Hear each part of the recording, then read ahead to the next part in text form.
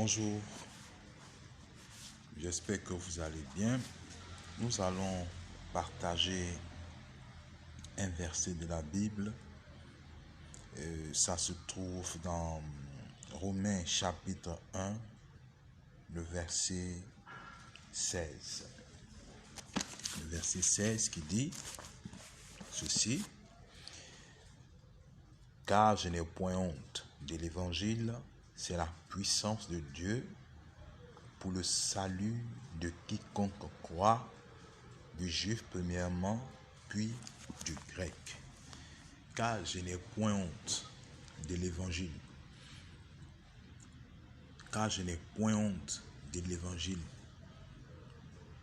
Car c'est la puissance de Dieu pour le salut de quiconque croit.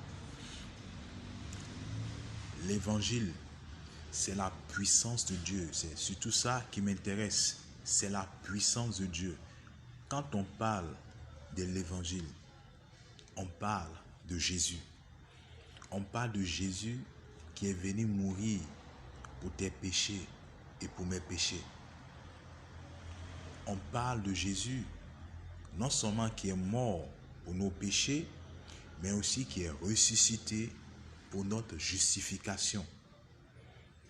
Christ est allé à la croix pour que l'homme soit sauvé de la puissance du péché. Et c'est ce qui constitue ce qu'on appelle l'évangile. C'est la bonne nouvelle. La bonne nouvelle, c'est ceci. C'est que l'homme pécheur, Dieu dans son amour, Dieu l'a tant aimé qu'il a fait une chose. Il a donné son meilleur, il a donné son fils pour que ce qui devait, c'est-à-dire ce que toi et moi, en tant que pécheurs, on devait subir, Christ l'a subi à ta place et à ta place. La parole de Dieu déclare que tous les péchés sont privés de la gloire de Dieu. Tout homme est arrivé avec une chose, avec la vie de péché. Tout homme est né dans le péché. Et tous, au travers de Adam et d'Ève, nous avons offensé Dieu. Nous avons désobéi à Dieu. Tous ceux qui sont descendus de Adam et d'Ève sont nés avec la nature du péché. Dieu n'aime pas le péché. Dieu est le péché. Dieu n'autorise pas le péché. Vous voyez? Et c'est le péché qui a séparé l'homme de Dieu. C'est le péché qui a enlevé l'homme de la présence de Dieu. Au commencement, l'homme vivait dans la présence de Dieu parce qu'il portait en lui la vie de Dieu. Quand la désobéissance est arrivée, cette vie, cette image de Dieu, l'homme l'a perdue. Vous voyez? Et vous voyez, dans la justice de Dieu, celui qui pêche, c'est lui qui mourra. C'est-à-dire, Dieu est juste, Dieu est pur. Et le péché amène la condamnation. Du coup, le péché a amené la mort. Non seulement la mort, c'est-à-dire quand on parle de la mort, c'est que la présence de Dieu a quitté l'homme. La communion avec Dieu a été brisée. Et l'autre chose, ça apporte quoi encore? Ça apporte la mort physique en réalité. Donc, le péché, c'est-à-dire non seulement a fait quoi? A mis l'homme sous la servitude du diable et des puissances des ténèbres. Quand on parle de péché, c'est-à-dire que celui qui vit dans le péché est sous la malédiction, quelle que soit ta classe sociale. Vous voyez, quel que soit ton teint, quelle que soit ta beauté, quel que soit ton sexe, quel que soit ce que tu as, quel que soit ce que tu n'as pas. C'est-à-dire, si tu es sorti d'Adam et d'Ève, tu es dans le péché, tu vis dans le péché. Péché égale mort, égale malédiction, égale pauvreté, égale maladie. Vous voyez, égale toutes sortes de mots inimaginables. C'est égal à l'oppression, c'est égal au stress, c'est égal au manque de paix, au manque de joie, c'est égal à l'échec, c'est égal à tellement de choses. C'est ce que le péché a apporté quand l'homme a quitté la présence de Dieu. Mais vous voyez, Dieu dans son amour a fait une chose, ce que nous on ne pouvait pas faire à cause du péché, à cause de notre faiblesse. Vous voyez, Dieu a envoyé son fils. Dieu lui-même est devenu chair, il est devenu un homme. Et vous voyez, il est parti souffrir pour nous, vous voyez, ce que nous, on devait subir. La parole de Dieu dit, le châtiment qui nous donne la paix est retombé sur lui. C'est ce que Christ est allé faire à la croix. Ce n'est pas l'œuvre de Jésus-Christ, ce n'est pas un film, ce n'est pas une mythologie. La Bible dit que Dieu t'a tant aimé. Dieu m'a tant aimé qu'il a donné son fils à ta place et à ma place afin de subir la condamnation, le châtiment que toi tu devais subir, que moi je devais subir. C'est ce que Dieu a fait.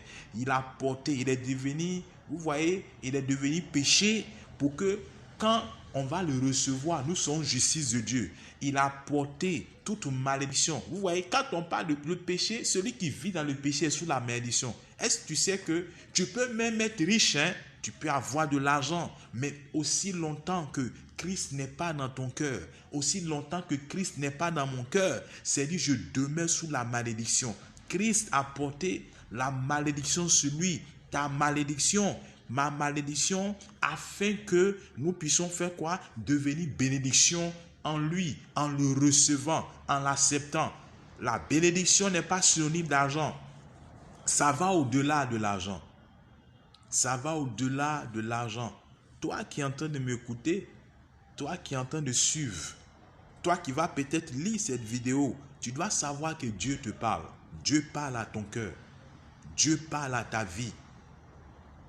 Dieu te parle. Et Dieu te parle, c'est dit parce qu'il a déjà manifesté son amour pour toi. À la croix, Dieu a libéré sa puissance. Dieu a libéré la puissance pour que toute personne qui va accepter Jésus, qui va croire en Jésus-Christ, qui va soumettre sa vie à Jésus, puisse expérimenter la puissance de libération.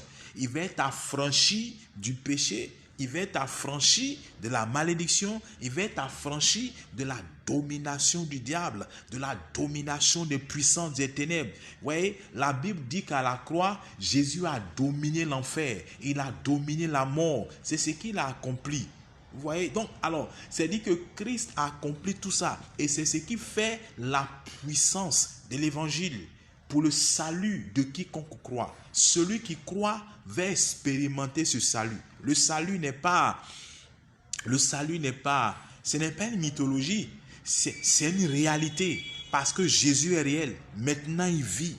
Maintenant, il est à la droite du Père. Et celui qui s'approche de lui, quel que soit ce que tu aies commis comme péché, non pas que Dieu aime le péché, mais Dieu est prêt à te pardonner. Il est venu pour ceux qui sont malades. Il est venu pour ceux qui ont besoin de lui. Il est venu pour ceux qui sont sous l'esclavage, sous le joug de la malédiction, de la maladie, de la mort. Christ est venu pour eux. Christ est venu aussi, il est venu pour toi. Si tu fais une chose, si tu l'acceptes, si tu le reçois, si tu es prêt, c'est-à-dire à te soumettre à lui, tu vois, il va le faire. Pourquoi? Parce que ce qu'il a accompli constitue la puissance pour celui qui croit. On n'a pas honte de l'évangile. Et c'est parce qu'on n'a pas honte que nous sommes devant vous. Nous croyons en cette puissance. La puissance de l'évangile. La puissance de Dieu pour quiconque croit. C'est très important. C'est très, très important. Mon ami, le Seigneur te parle. Peut-être tu étais dans le Seigneur, mais à cause des situations, à cause des séductions, tu as quitté la maison. Le temps est venu pour toi de revenir à la maison. Le temps est venu de revenir. Le temps est venu de revenir. Reviens au Seigneur. Le Père est toujours là. Son amour n'a pas changé pour toi. Son amour n'a pas changé pour toi. Le plan qu'il a sur ta vie n'a pas changé. Ce qu'il t'a dit n'a pas changé. Son amour ne varie pas. Il n'y a point d'ombre de variation en lui. Je te demande de revenir au Seigneur. Je te demande de revenir dans la maison. Toutes les choses qui t'ont fait sortir, libère-toi de cela. Regarde à la croix. Regarde à l'homme de Golgotha. La puissance est disponible pour que les chaînes et les liens soient brisés. C'est ce qu'il a fait. Celui qui croit va expérimenter cette puissance. Seigneur, je prie maintenant pour celui qui a l'occasion de regarder, d'écouter cette vidéo.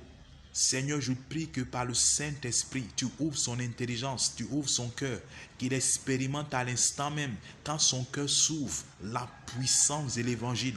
Tu ramènes, Seigneur, son cœur à toi. Seigneur, tu le visites au nom de Jésus-Christ. Seigneur, tu lui montres que Jésus-Christ est vivant et qu'il est vivant à l'instant même, quand il ouvre son cœur et qu'il le reçoit. Seigneur, merci de restaurer, d'apporter la restauration, d'apporter, Seigneur Dieu de gloire, la vie, de briser toute malédiction, de briser tout ce qui est joug, tout ce qui est maladie. Je proclame la guérison. Merci pour ta visitation à l'instant même dans sa vie. Au nom de Jésus, tu ramènes à toi celui-là qui a quitté la maison. Merci de manifester envers lui ta miséricorde, de le restaurer. Merci Seigneur Jésus de le faire. Amen. Amen. Que Dieu te bénisse. Nous nous reverrons la prochaine fois. Que Dieu te bénisse.